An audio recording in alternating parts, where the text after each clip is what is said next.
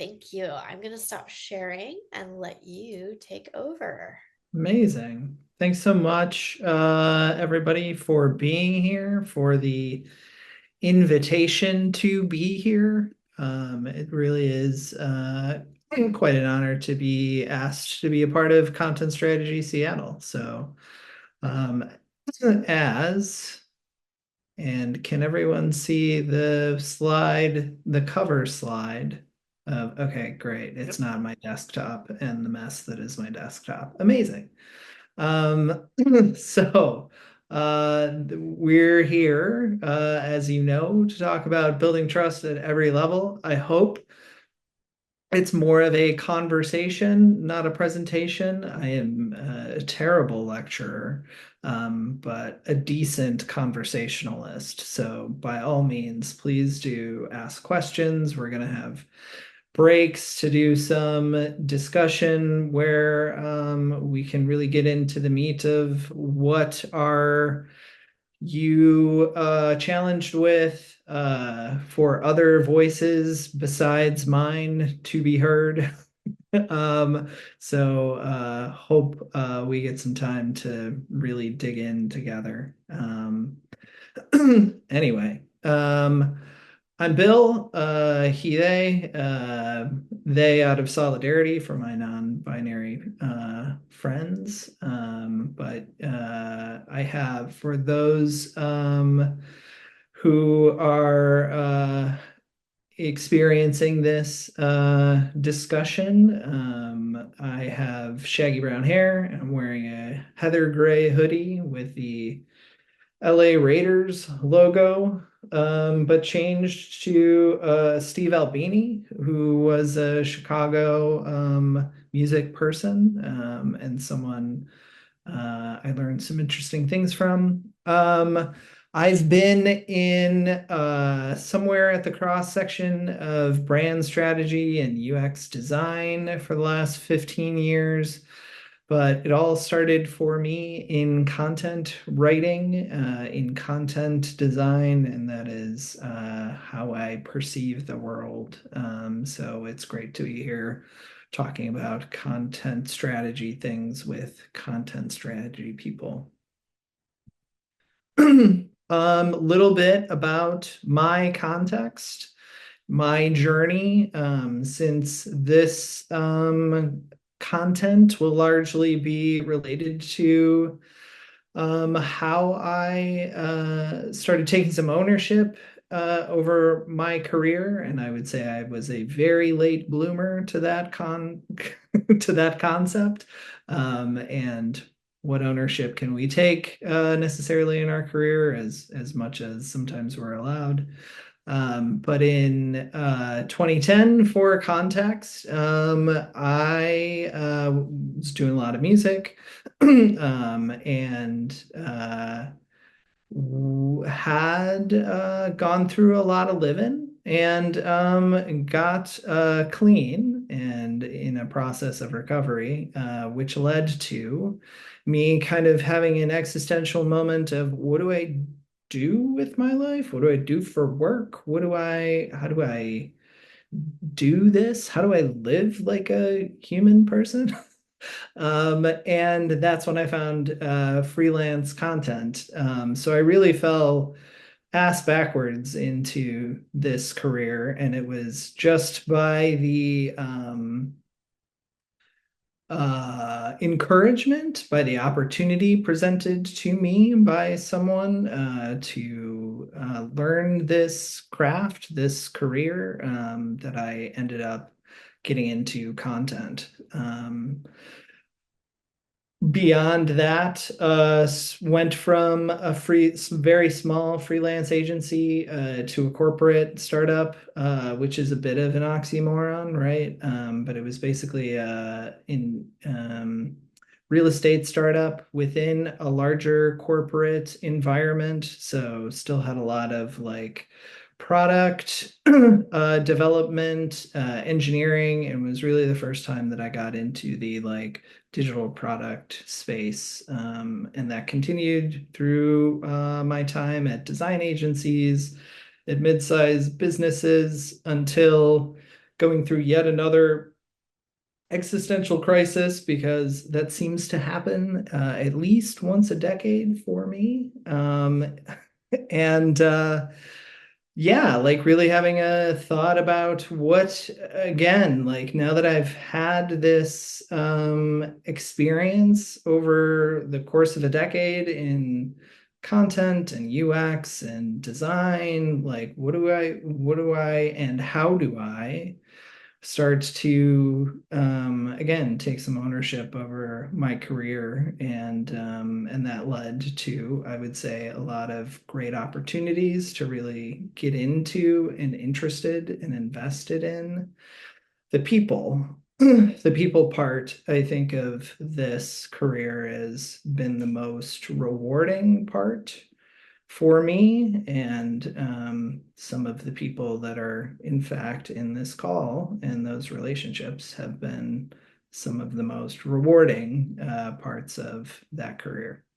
So all of that to say, I was, after going through a little bit of that existential crisis, at a unicorn startup for a little bit, and have been at a number of different large size organizations since then and over the last couple of years.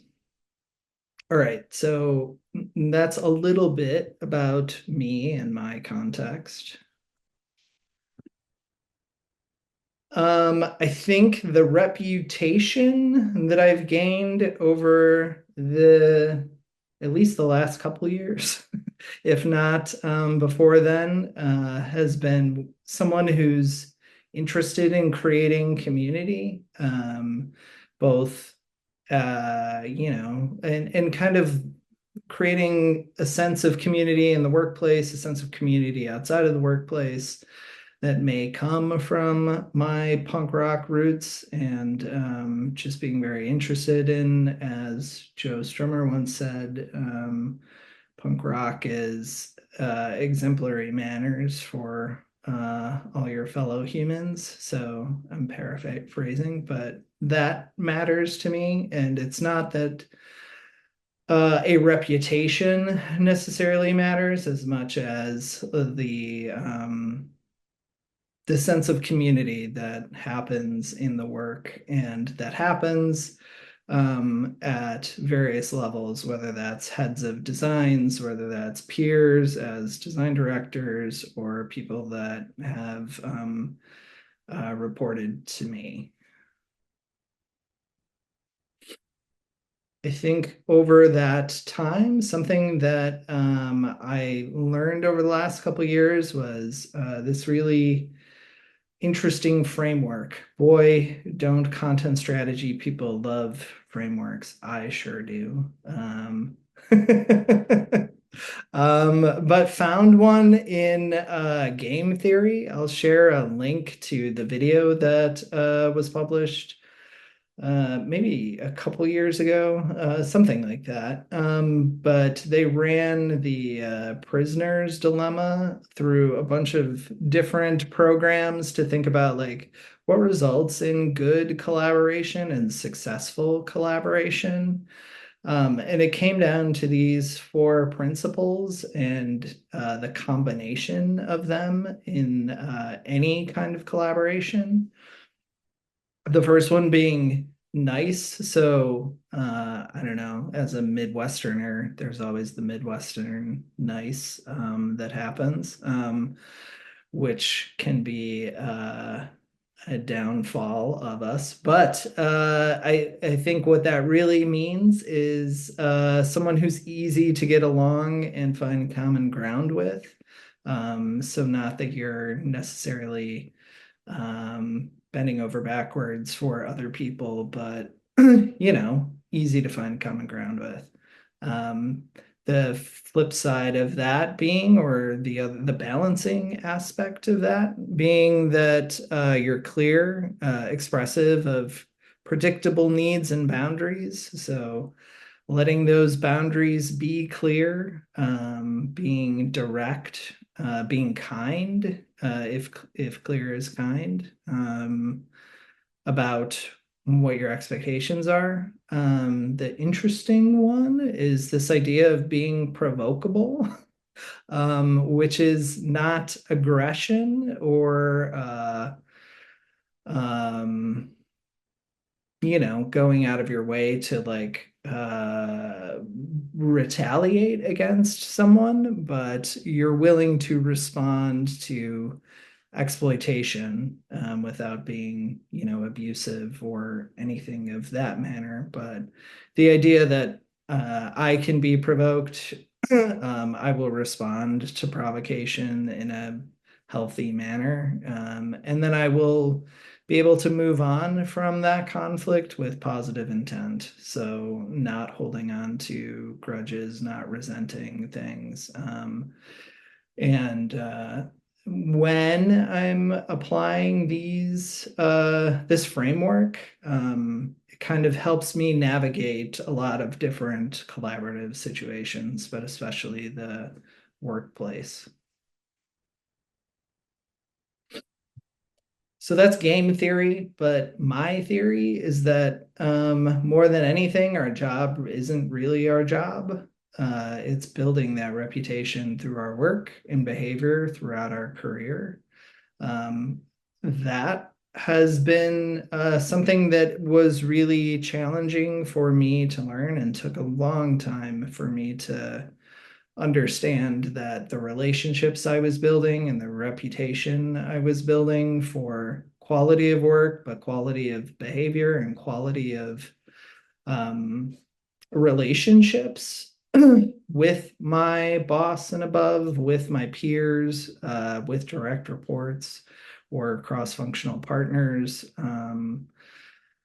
Was really like what was going to be the thing that was most important to me in my career, but was also the thing that has helped me move forward in my career the most. And some of the things that we'll talk about um, are like some of the practices that, in my experience and my experience only, have helped me navigate and build trust kind of up, down, and across.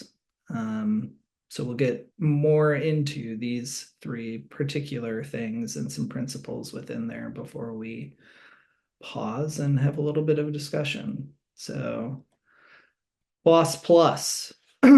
I'm using people who have been so kind as to uh, publicly discuss their thoughts of me for better or for worse as placeholders, as examples of what that means is up, down, and across.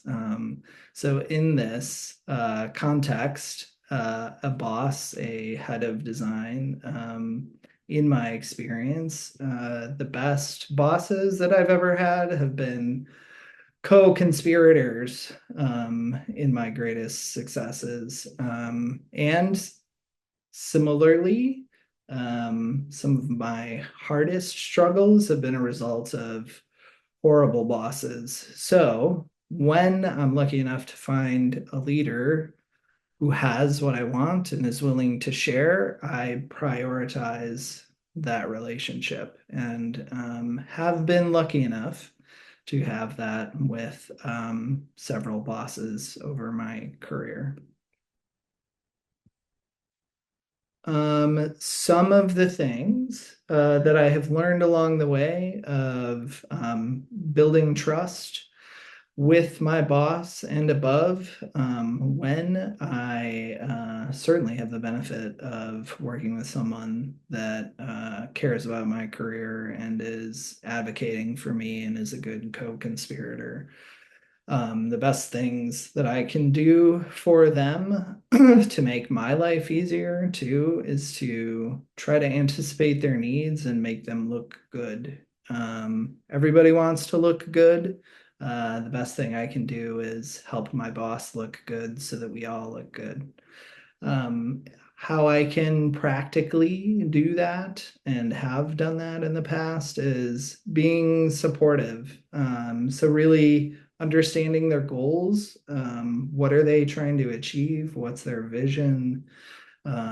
what's important to them, what reputation do they want to have with their boss, and finding ways to just help them succeed in those goals. Sometimes that's a lot of side projects or side of desk work sometimes.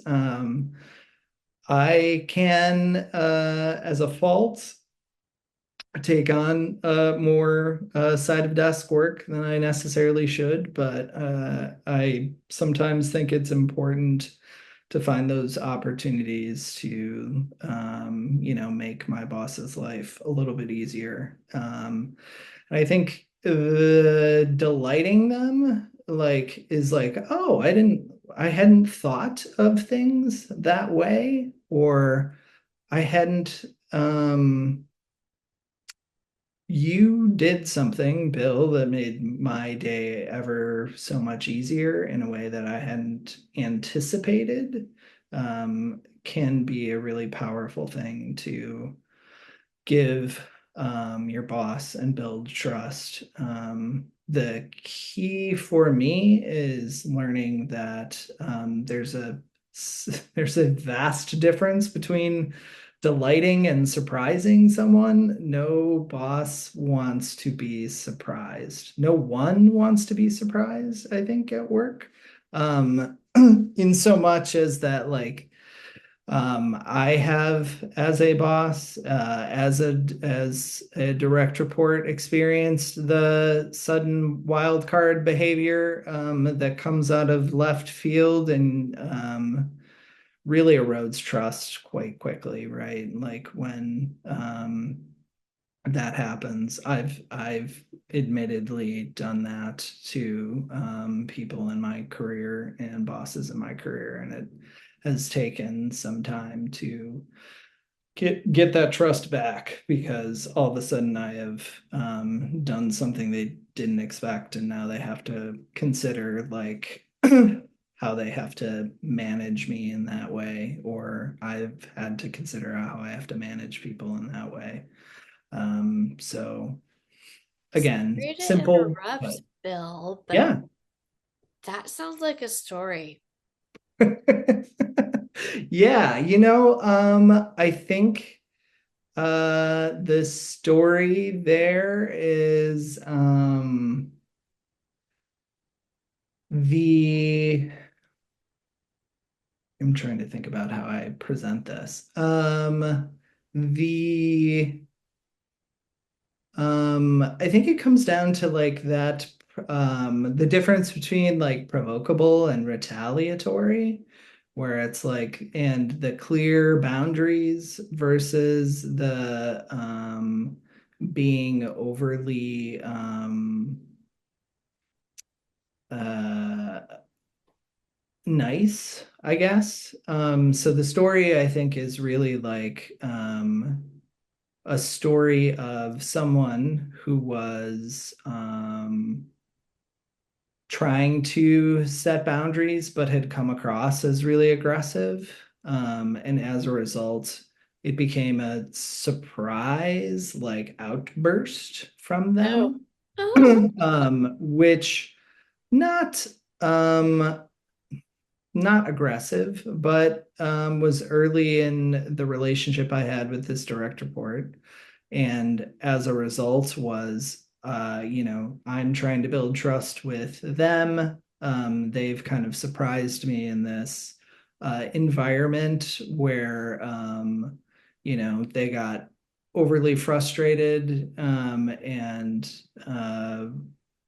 cause some friction with partners and peers. And so it becomes like, how closely do I have to then manage that person and like play block and tackle for that person with other people yes, within the yes. company?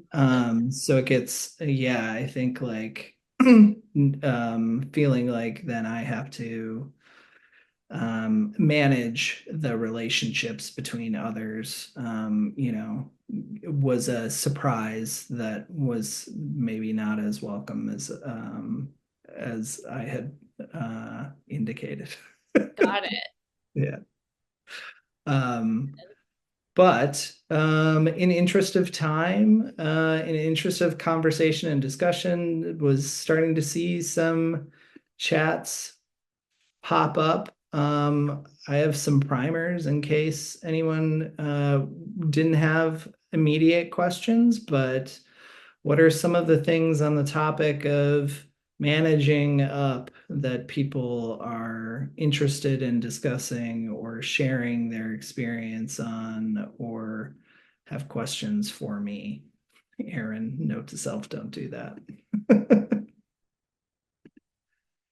Any thoughts, any questions from anyone? If anyone has any questions or discussion on this particular topic, go ahead and drop it in the chat and go ahead and unmute you.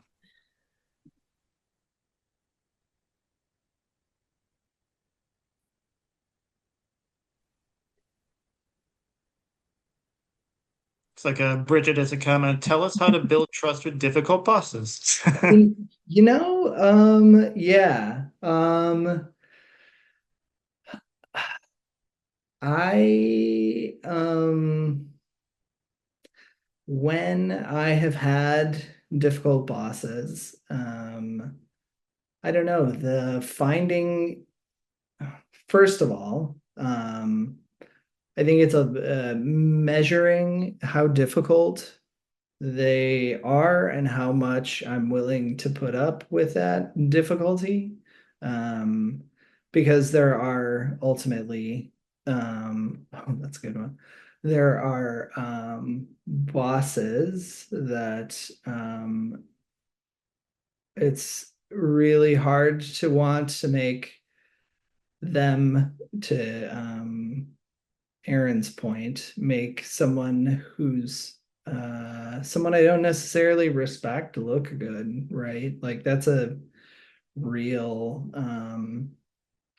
challenge that sometimes I'm not willing to do ultimately. And there have been situations where I just couldn't find the kernel of something that made me like motivated to help that boss succeed. And so I started looking, honestly. Like I feel like the old adage that you don't leave your job, you leave your boss is pretty true for me. But that is a degree of privilege that sometimes I've not had, right? Like, there is a degree of privilege and luxury of leaving a position when you have a difficult boss. So I would say when I've been in those positions, instead of talking around it, when I've been in those positions, just locking arms metaphorically with the people that I can find who are confidants, co-conspirators, and having that ability to empathize with the boss and understand their motivations, what they want, how I can give them some degree of what they're looking for, and just keep my head down a little bit is like how I've dealt with difficult bosses before I've looked for other jobs where I don't have to deal with that difficult boss. I will say that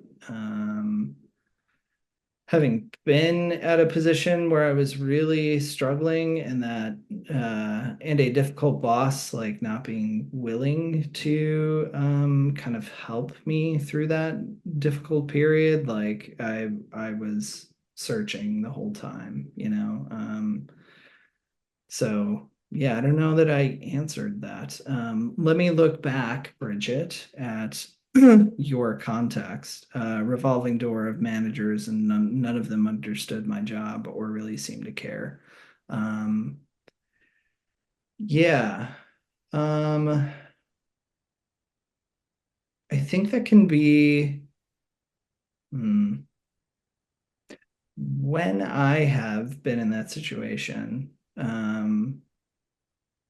I think finding some something that helped was finding like their metaphor, I'll refer to it as, like, what is the thing that personally interests them that can humanize them, even if we disagree deeply on promoting value, showing like what my job is, or going through this revolving door. Like finding that empathy, that personal aspect of them has helped me move through some of those difficult bosses because then I'm not so much focused on their success as much as I'm just focused on like trying to understand them as a human and empathize as a human. And then I'm not as worried about trying to make them succeed or going going that far, I guess. Looking at Jesse. Yeah, and Jesse, if you're should be unmuted if you'd like to ask that live. Of course, thank you. So in the chat I put in my last role, I realized that I was doing a better job of working with creative leadership than product and business leadership. And I realized maybe too late that part of that was that I kept trying to have conversations with business and product leadership that relied on them kind of being in blue sky thinking with me and bringing them ideas that weren't, fully fleshed out in like slides or anything.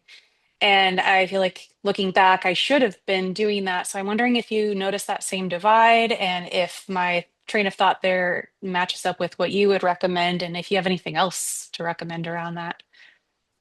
Yeah, I the thing I think um I've always been maybe a bit of a chameleon for better or for worse. In so much as that like if I'm talking to product or business people, like I'm gonna figure out how to speak that language as compared to like, and if I'm speaking to creative leadership, I'm gonna figure out like how to match their mental model and how to like get them into the conversation. And in some ways that I'll be honest, kind of like makes me feel disingenuous sometimes and like a fraud. But I think it's been good in the way that content people are particularly good at, like thinking about the audience, thinking about the message, how the audience is going to receive that message, what is the right content for the right person at the right time, right? Yeah, So I found when I can think about that almost like a content problem and like a messaging thing, it makes it a little bit easier because I'm not expecting people to go along on my ride as much as like figuring out how to bring them along on our ride. fair enough. Thank you. And I think Aaron had a couple of questions as well. Aaron, go ahead. You can unmute yourself if you'd like to ask them live. Sorry, I'm walking on my treadmill, guys. I have high blood sugar. It's a doctor thing. Okay, so basically, I hit a lot of questions in the same vein. Um, sorry if these are dumb questions. I'm only gonna say that once. I'm looking for like basic answers. Like, what kind of goals are likely for my boss to have? Like you said, I should understand their goals. And I've never been a manager, so I'm just like out of that mode of thinking. Like, what kinds of what's on like a manager's mind? What are their goals are probably, what probably are their goals? Yeah, that's a really good question. I think sometimes the best thing that I can do is like be pretty direct and ask that question of my boss if they're not making it already pretty clear. I would say, in current context, the thing that matters most to my boss is creating like a world-class design team inclusive of content and inclusive design and accessibility and insight driven and data driven and all of these things that they have expressed and as part of their communications to our experience design organization. And therefore, those are the things that I can figure out, like, how do I help fit into those goals? Like, how do I make those things true for them? So that's like kind of at an organizational level, but like at a personal level, I think it's like there are some ambitions that like we've had conversations about, and so like I find ways to make that happen. Like, how do they get promoted?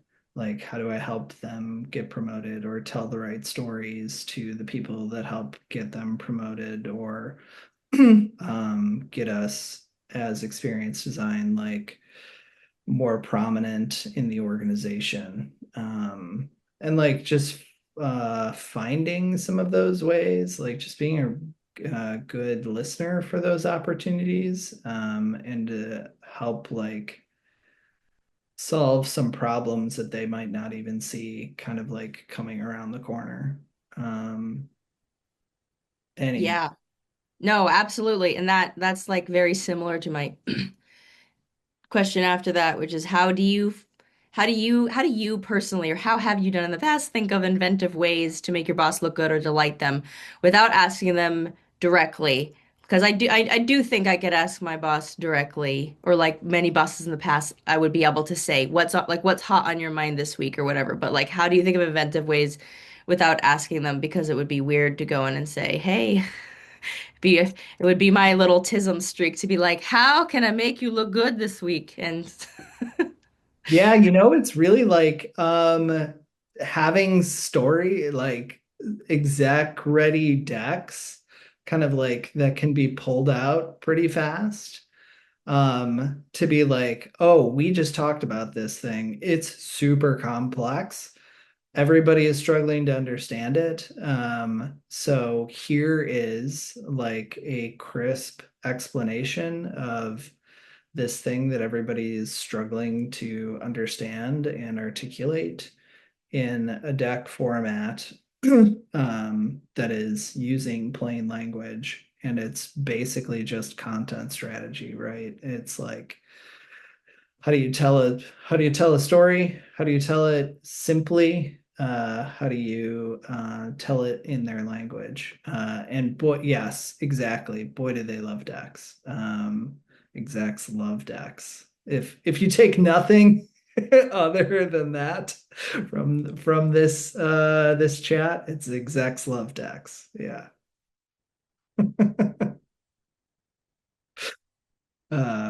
Cool. So that's boss, right? Like, but what about things like peers, which might be a good topic to move on to.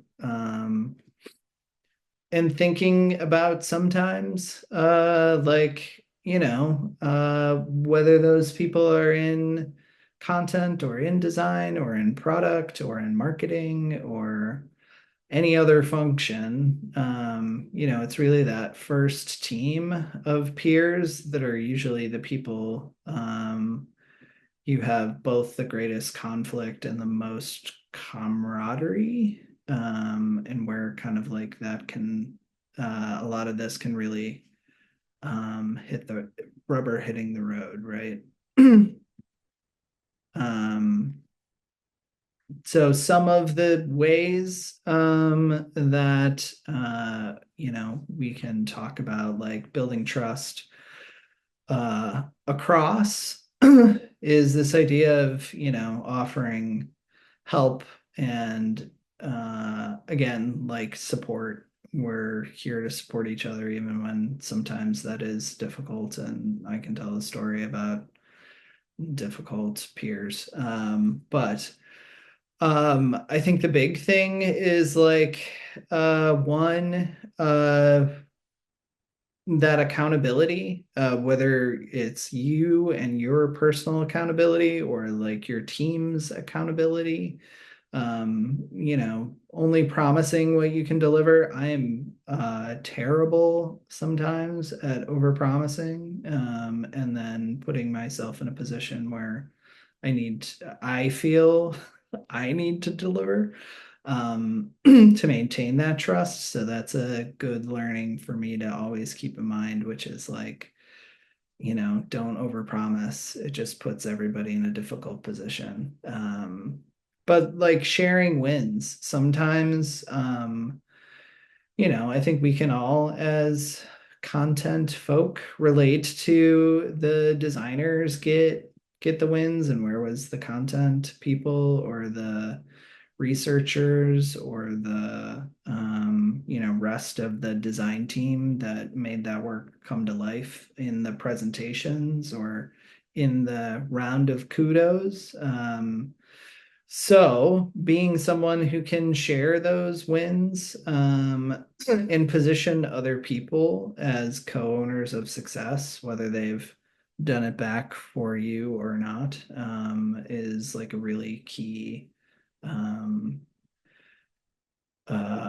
skill. I think owning mistakes. So if I miss the mark and that results in something that positions my team or my peers team or our group in a difficult way, like being able to very concretely own up to that miss and say like that one's on me. Acknowledging it, and then also acknowledging that you're going to try to do it better next time goes a long way to build that trust.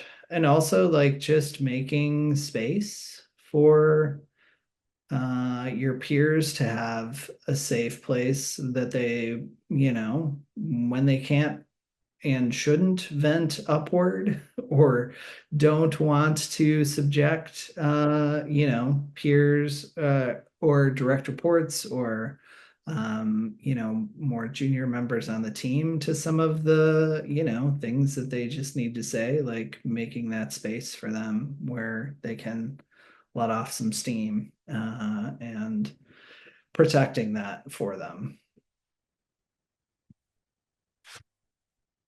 So I know we've spent a lot of time talking about bosses, but like also know that peers are pretty critical to all of our relationships. So also want to, yes, love it, Bridget, the idea of amplifying other voices, right? Giving them the space and listening, Jim, absolutely. Like giving your peers like the ability to just like have that space to be listened to. That's such a great point. But was thinking about some of the things when I was like, what questions would I have that are here is like, it's always the difficult ones, right? Like difficult bosses or like difficult peers, partners.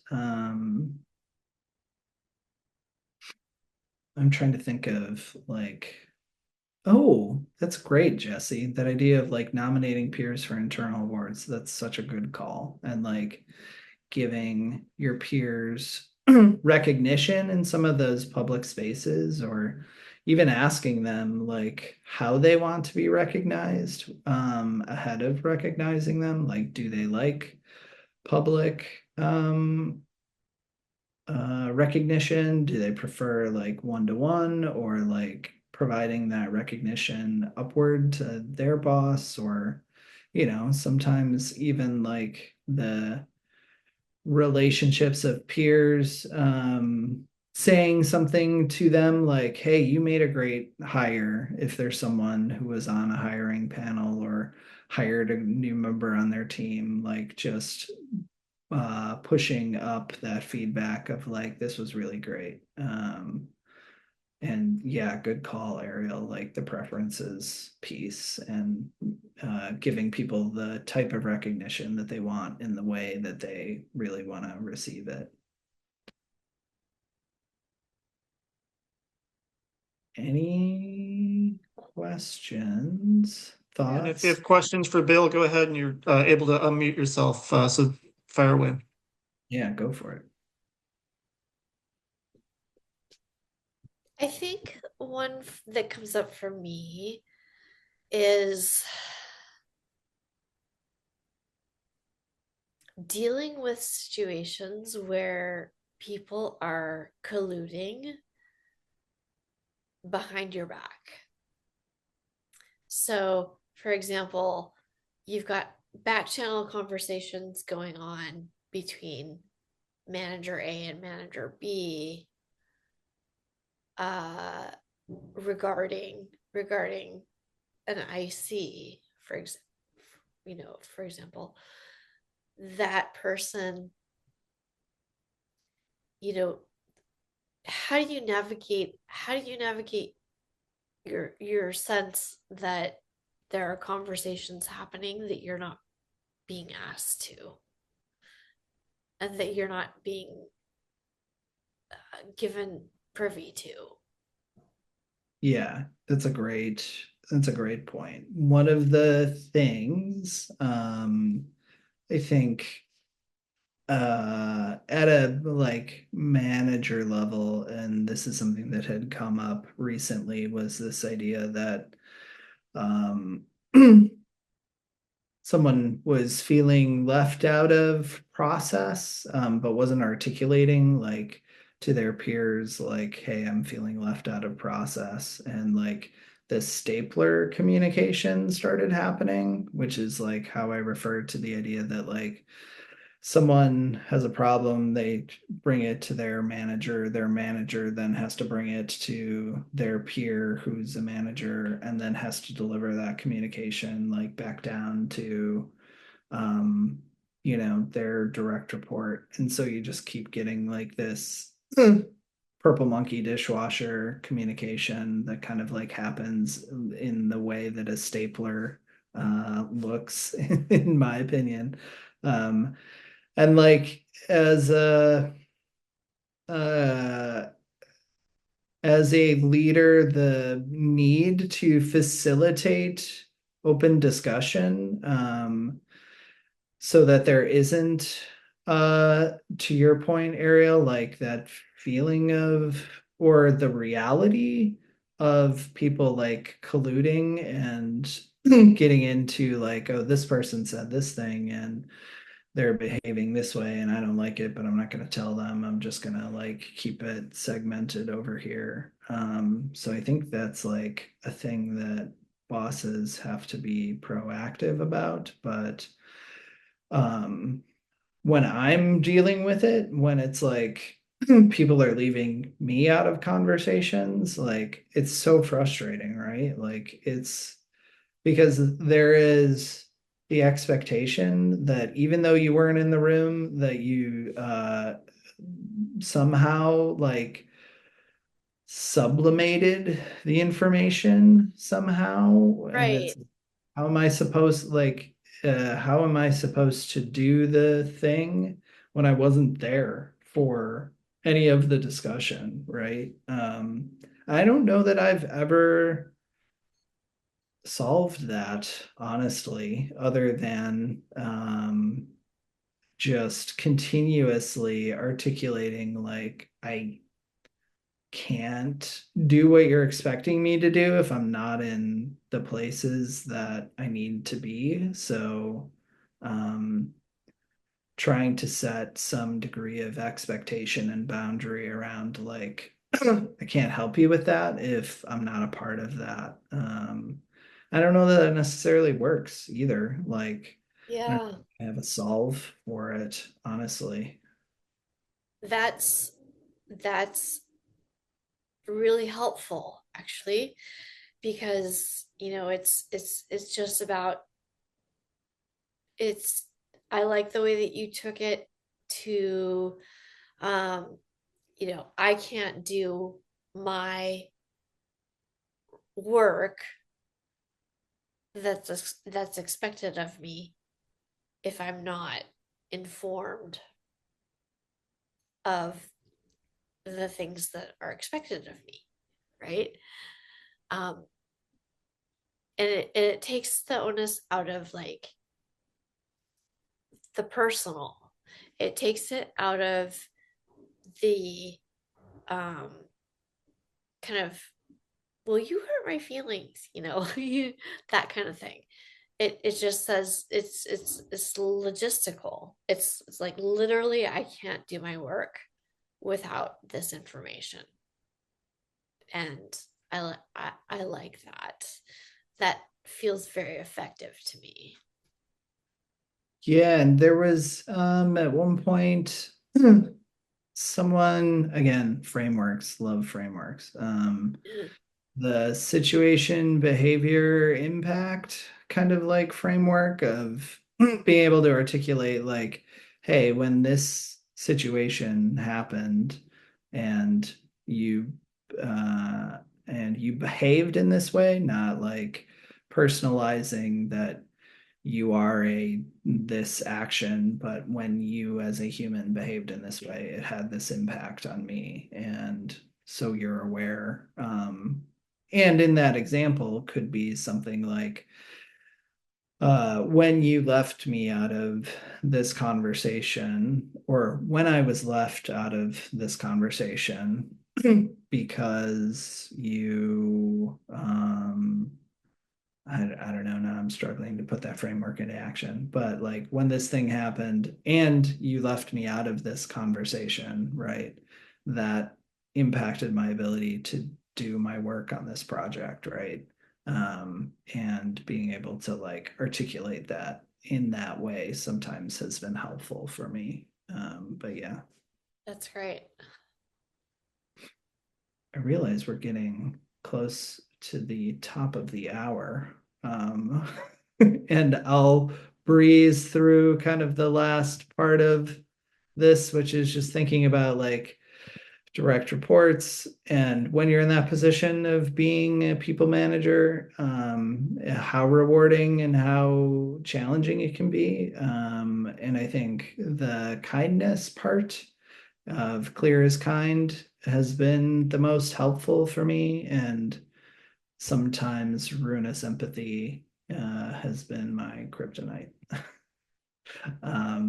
So I think being able to give people a manageable amount of autonomy. I'm a big believer in situational leadership, which is show up to meet the people where they're at and empower them with the type of feedback support they need in that moment. It has been helpful for me as compared to sometimes there's you trust your people, you want to empower them to do their best work, but you can be too hands off. And I've had those managers that are so in the I trust you range where it's just like I'm not getting any feedback, I'm not growing, like and so trying not to be that, but also to give people the space to do great work. So I think to some of the points we were talking about, like showing them how to have healthy disagreements, sometimes that can be hard, like especially in for us because we're all so empathetic, like a disagreement can feel like an aggression or like a conflict, and being able to have those in a healthy way can be really empowering at the same time. Again, knowing the metaphor, so taking an interest in other people's interests and like time boxing gripes. I think it's good sometimes to have that shared, like, oh man, this is challenging, it's hard, but giving people too much space to gripe, especially as a manager, can be self-defeating and results in poor morale. So yeah, so those are some of the things that I think about, especially for direct reports. But yeah, also recognize that we're at the top of the hour, so want to be respectful of everybody's time.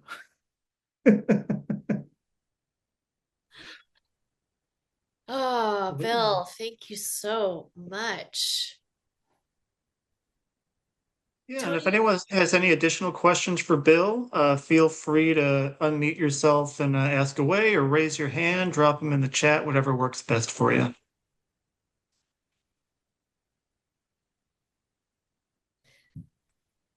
I really want to say that I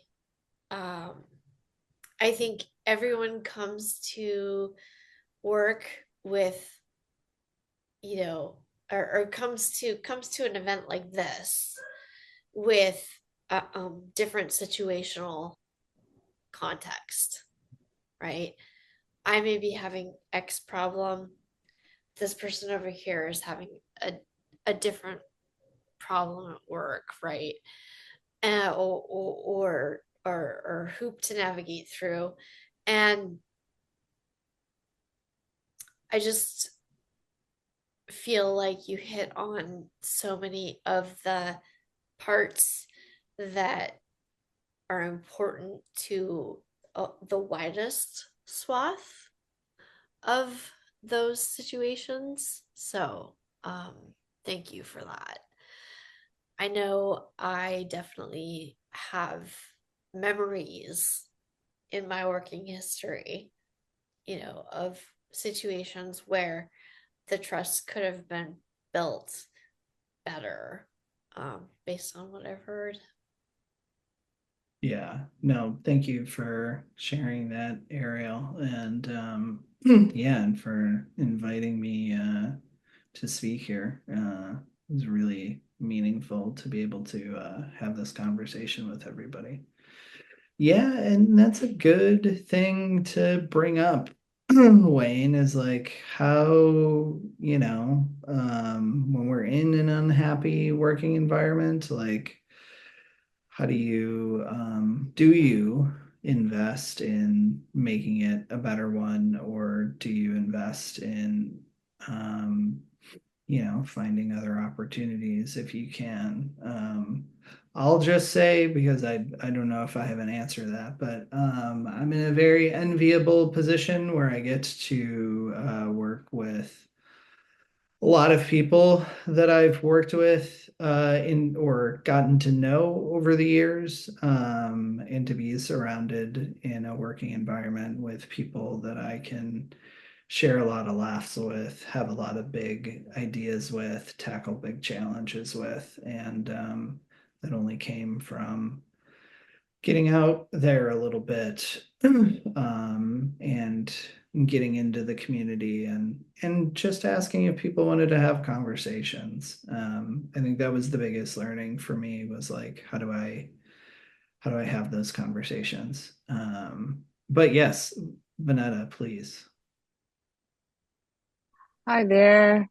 Sorry, I've been really silent because I've been mulling over a lot of stuff, but this stuff is resonating with me for sure. So you just raised something that made me kind of want to ask about that. Because I feel like I am at a crossroads right now. I've been at my job for 4 years and I feel very like grateful and fortunate, especially in this economy. And I do like having a stable job, of course, but I feel like, yeah, I need to maybe start looking elsewhere. And I guess I need to figure out the best way to navigate that. So I've been talking to people within my company. I'd like to stay at my company, but maybe move to another team.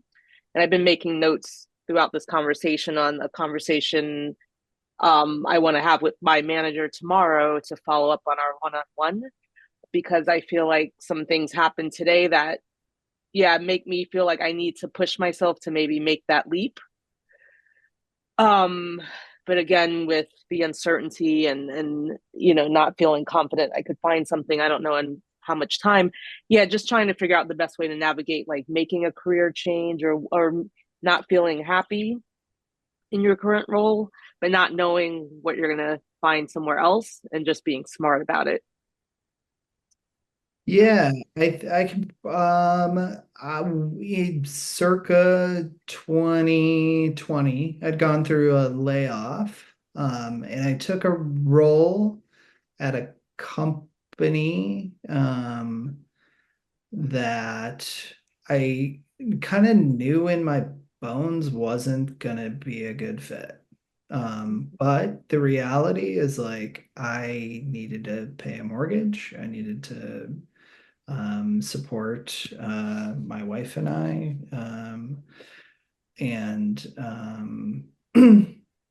and so I took it. Like that was a choice I made and I'll own it. But end of the day, I was really unhappy. And what helped me through that and really like opened up my career for me was really just like having those conversations like you're doing, whether that's in your company or for me, it was just getting to know like the content design community and the design community and I wouldn't say even like cold calling people or anything as much as it was like um finding the people and the work that I was really interested in, and just like sharing my passion for the work that people had done, and saying like, would you be open to talking about this project? Like, there's a design agency called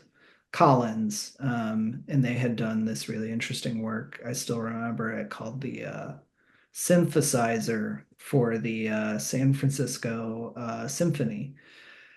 And I had seen that as a case study. I'd heard about Collins and this design agency and just kind of like shot my shot a little bit and reached out to their one of their co-founders and said like, hey, I really loved this work that your team did. Like, would you be willing to connect me to the people who did the work so I could just learn a little bit about it? And I think people that passion was picked up on, and that person was very generous and said, yeah, let me connect you with those people. I think people want to be there for each other, to be helpful about the work. And I don't know, I think when I showed up with that genuine passion, like people really picked up on it and were willing to like hear me out and make some connections. So Yeah. for whatever that's worth. I love that. I know someone I can do that with. Yeah, I'm gonna do that. Thank you. Yeah. Appreciate that. Aaron knows. Aaron knows about showing up with passion. Mm. Well, if there are no more questions, we can wrap up.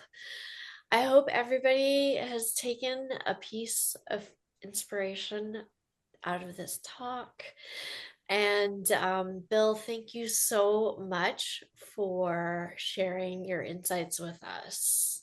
It's been really, really personally great for me to hear. So, thank you everyone for joining. Thank you for supporting Content Strategy Seattle. And we hope to see you at a future event. Thanks so much, everyone. Thank you. Take Good care. day. Bye. Yep. Thank Thanks. you.